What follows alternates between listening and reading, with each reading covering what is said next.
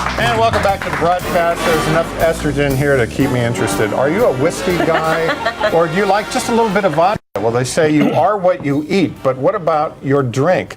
Well, here to help you decode your man by what he drinks is Bill Katz from Frankie's Sports Bar and Grill, and we've spent a lot of time at Frankie's. Thanks, Gary. I appreciate it. Yes, likely, yes. All right, let's start down here on the end, because we're going to progress all the way through here, and then we're going to find out what guys are like by what they order, correct? Sir, yes, sir. And is this scientific, that study that you did? Absolutely, as far as you know. Nice. No, but owning a bar, you see a lot of guys come in and out, and a lot of drinks ordered, and a lot of how women maybe react to those men. And especially what they drink if it's combined with an Ed Hardy shirt or an Affliction shirt that's skin tight. It means something totally different. There you go. Okay, well, I'm going to chime in on some of this, Let's start here on beer, because you've got a light beer, right? Okay, first thing is just a regular light beer. Okay. The guy who walks in there, it's pretty much somebody who just doesn't like to drink. Right. They don't really care. They follow the crowd. They're drinking something because they want to be drinking. They're in a bar. They're not worried about getting buzzed or anything else, because all this does is make trips to the restroom.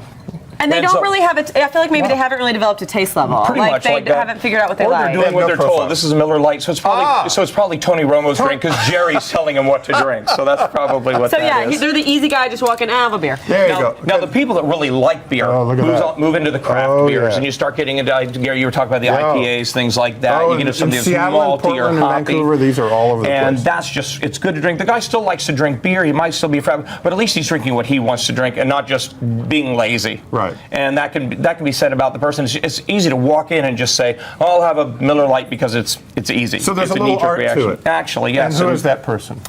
Somebody like that would probably be... He's in jeans and a t-shirt, but he's in a designer jeans and t-shirt. Something like that. It's probably like Mark Cuban. Mark Cuban, because he likes beer. He's a regular guy, and that's what he's going to drink. Okay. But then he's stepping up to some wine, and that's a red wine, not a white wine. I have an issue about a guy that orders a glass of wine at a sports bar anymore.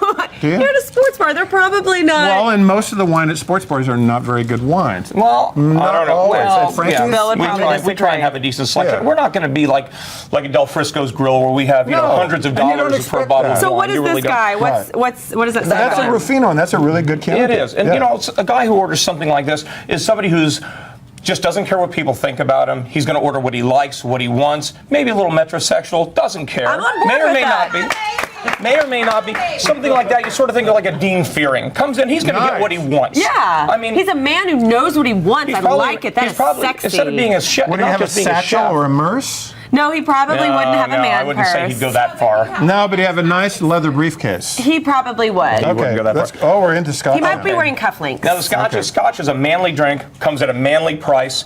Personally, the Balvenie 15 that I've got here on display is my personal drink of choice. That's a bad boy. I keep a bottle in the back of all my offices, all my stores, because that's my personal drink. Yeah. And anyway, this guy has hair on his chest. He is a man's man, like a Wick Allison.